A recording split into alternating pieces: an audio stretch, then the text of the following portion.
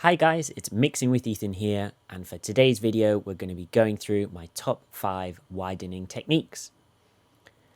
So firstly, let's cover what is widening.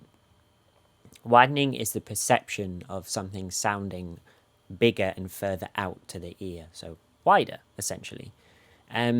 The reason why we use this is quite often to move things out the way, so you can have a lead vocal in the middle and you can have backing vocals in the sides, and by widening them you can make them be perceived as further apart than the lead vocal in the middle, giving you that nice space. And it also makes things sound bigger. It can make a chorus sound bigger if it's wider. It really helps open up tracks, and more it's becoming more fashionable, so to speak, to make things really wide. One thing we need to understand when widening things is it can quite often mess with the phase correlation. And if something's collapsed down into mono afterwards, it can cause something called comb filtering, where you can actually lose the fidelity of the audio through the left and right channels not being correctly in phase with each other. So always take that into consideration. Use correlation meters and use your ears and check in mono. And without further ado, let's jump in. So here is my guitar loop I nicked off Splice.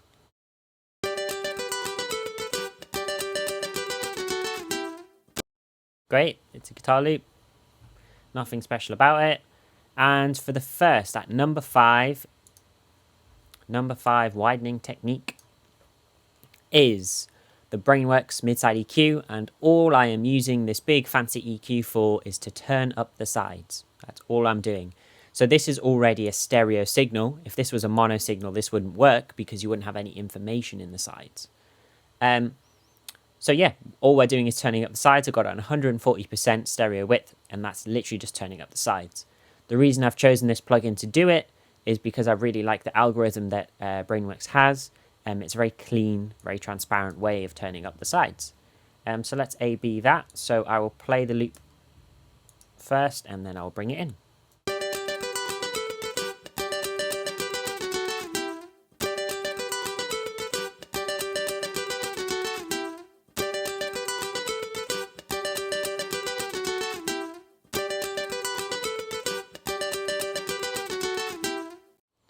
So yeah, as you can hear, that is a very subtle way of doing it. It's very clean, and if you notice the correlation meter down here, we weren't messing with the phase at all. So very nice way of just subtly pushing things up.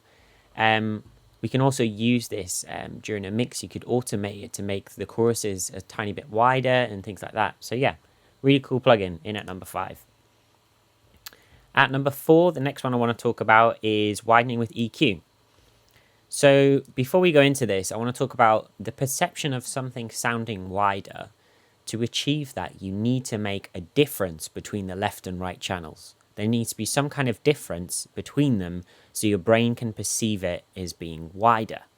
So by doing this, essentially every single widening plugin there is, or widening technique, essentially is either changing the tone between the left and right ear or is changing the timing between the left and right ear. This is why, for example, double tracking guitars works so well, especially when changing pickups as well between the double tracks you're doing, because you're creating a different tone, and obviously you're not a robot playing the guitar, your timing is going to be different. So that's why it's perceived as wider. So it would make sense if we got an EQ and we changed the tone of the left-right channels. So yeah, I've got Pro Q3 here. You can use whatever EQ you want. It has a left-right separate function. And yeah, I'm just making one of them the left channel bassier and the right channel brighter, and that's all it's doing. This is a very clean way as well of making things wider without messing with the phase, because all this is doing is just making the tone different in each ear. That's all it's doing. So yeah, I will play the loop and I'll bring it in.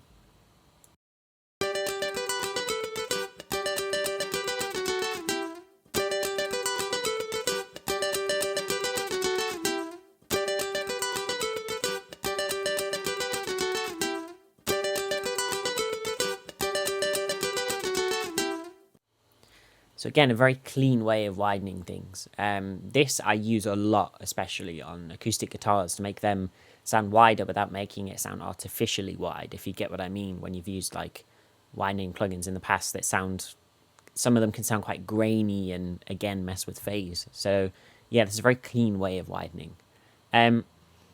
So in at number 3 is my delay widening. So this is the same concept of this EQ widening, but taken one step further. So if I go to my bus down here, my delay wide bus, I have 2 delays panned left right here. So if you're on Logic or Pro Tools, you would have to have 2 separate buses. You send the entire signal to those 2 buses, and the output of those buses, you pan one left, one right. So it's 2 mono delays, and they are very, very short delays. I'm using H delay for this example. You can use whatever delay you like. And yeah, so 1/64th triplet, very short delay. Feedback's 30%, but the difference between them is the modulation settings and the filter. So the modulation rate is ever so slightly different, but again, the modulation depth is only on 1, so it's very, very subtle. Oh, that one's on 2. Yeah, so it's very, very subtle differences between them. And then again, the filters are ever so slightly different, so it's a different tone between the left and right ear, similar to the EQ wide that we did, but this is giving you that extra depth because it has that very short delay as well. And another thing for you guys out there that use Waves plugins, you know that a lot of their plugins have this analog function. Now this analog function adds noise, and quite a lot of people dislike this noise, myself included, as it can get quite messy and it can build up, especially when mixing. But on this occasion, I am using the noise because I'm using different versions of the noise on each EQ, so that again is changing this tone. So yeah, let's have a go of this delay wide and see what it sounds like. So I'll play the loop on its own first, and I'll bring it in.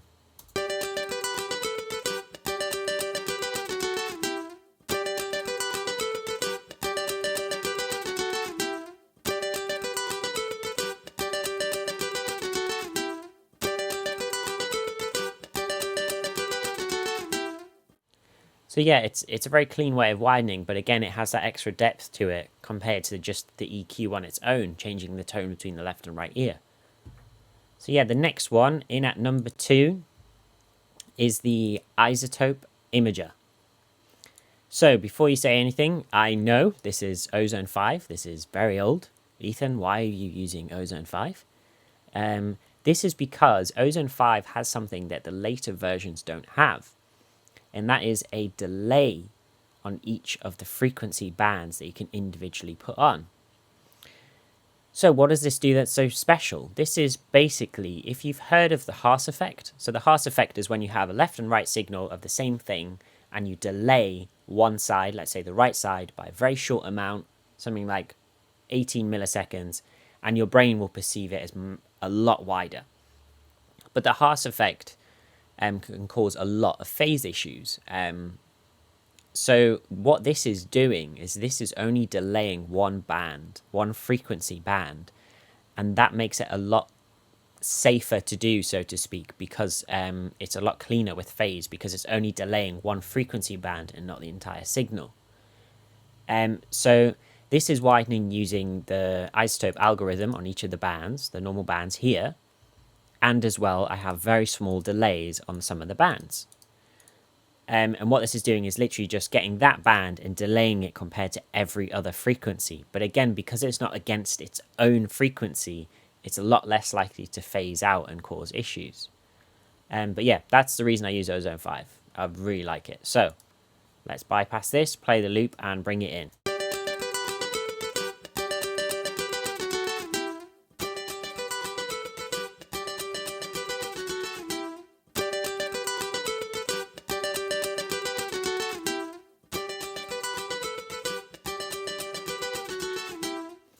As you can see, just for the purpose of this tutorial, I have exaggerated it a lot, and it's literally put the guitar in a different postcode.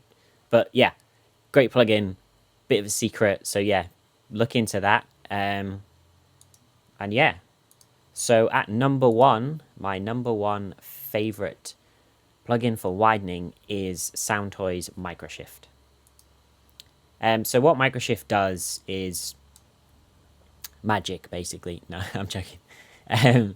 What it does is it's based off the H3000, which is like a harmonizer detuner.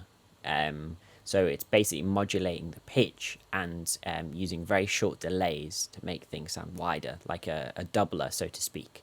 It's kind of like it works in the same concept as a chorus, but it's a lot more intelligent than a chorus.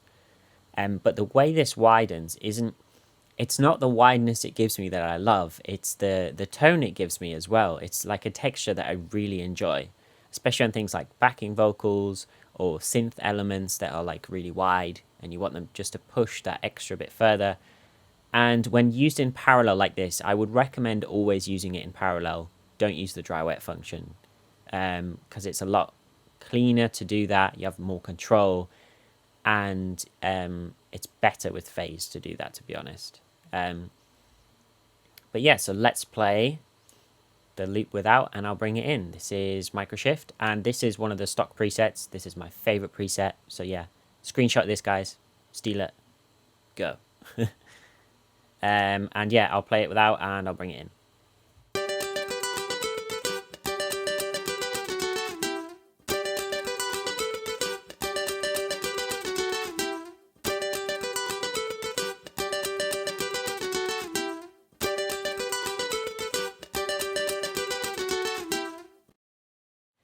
So yeah, that was my top 5 widening techniques. I hope you enjoyed it. Don't forget to check out my socials. Check out the description for the mindset playlist as well. I'll put that in there. My mindset playlist talks about loads of different mixing mindset techniques, tips, tricks, and all of that. And I have been mixing with Ethan, and I'll see you around.